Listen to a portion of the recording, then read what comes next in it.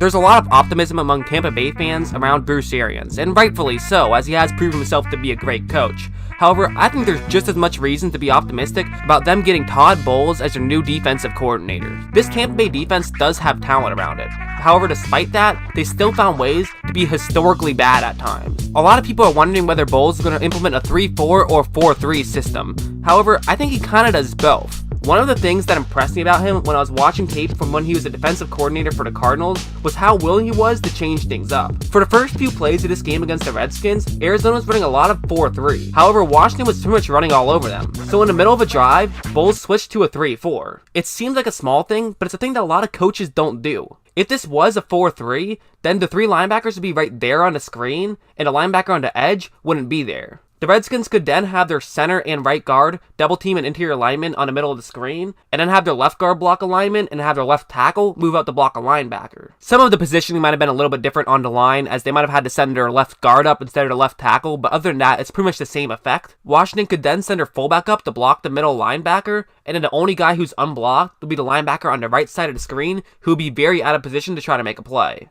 As you see, because of the 3-4, Washington has to spend a lot of their focus blocking the guys on the line. They can still send their fullback up to block a linebacker, however, now there's going to be an unblocked linebacker who's going to be in a much better position to try to make a play. As you see, if that linebacker was just a few steps over to his right, there could be a big gap for there to be a big run. However, because of the positioning, they were able to get a stop for a short gain. One of the things that Bowles loved to do when he was a part of Arians' staff was send pressure. As you see on this play, it's essentially going to be a 7-man blitz, while one of the Cardinals is going to be looking at the halfback to see if he's running a route, and if he is running a route, then that Cardinal who's in charge of guarding him will then follow him to that route. However, since he is just going to be blocking, they're just going to rush the passer, and it's going to be that 7-man blitz. The one drawback on this play is that you're giving all of the receivers just one-on-one coverage, so the quarterback you're playing could just pick his favorite receiver and make a throw in that direction. However, the problem is he has to make a quick throw, and it's not always going to be perfect. As you see, Deshaun Jackson is pretty open on this play. However, since Cousins was rushed, he ends up not making a great throw, and it falls incomplete.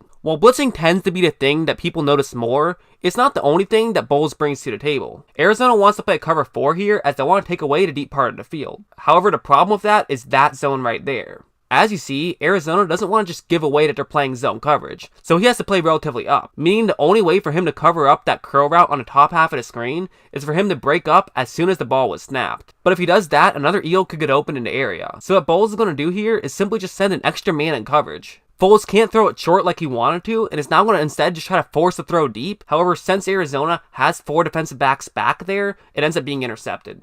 Bowles doesn't just send 4 every play, he likes to mix things up. However, that can have its drawbacks. As you see, this is a similar play, although it is slightly different. Arizona's going to have an edge rusher fake as though he's rushing, but then move back into coverage. The idea of this is to try to confuse an offensive lineman into moving up and following him, which would then take him out of the play and still create a 3-on-4 rush with an extra man in coverage. The problem with a 3-man rush is it could lead to a quarterback having some extra time, and if there is a receiver running a go route like Jordan Matthews is on this play, it could be bad news, as now Foles has time to wait and try to make a throw towards the end zone. That ends up being exactly what happens, and Foles makes a perfect throw, and Matthews is able to catch the ball for a touchdown. However, it seemed like that was the 2015 Arizona Cardinals strategy that season, was listen, if you're going to throw a ball 50 yards and have it be pinpoint accuracy for it to be a touchdown, then fine, we'll give you those 7 points. But we're going to stop you on every other play. And for a large part, that's what they did. However, part of the reason they were able to be so successful is their personnel. And I think it's fair to say, while Tampa Bay isn't a garbage team, they don't have the best defensive personnel.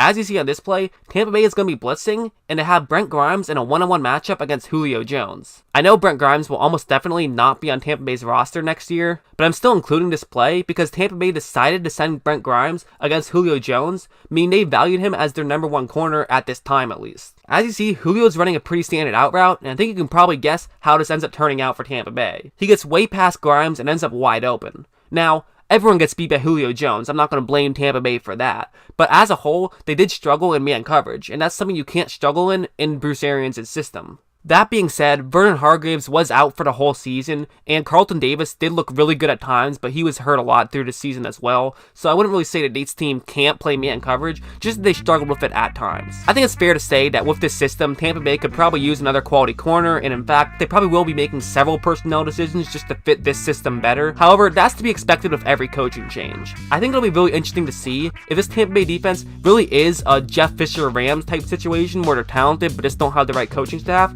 or if they actually are not quite the most talented group. There is a chance that they're not, and this defense will continue to be poor. However, can't get a lot worse than it was last year.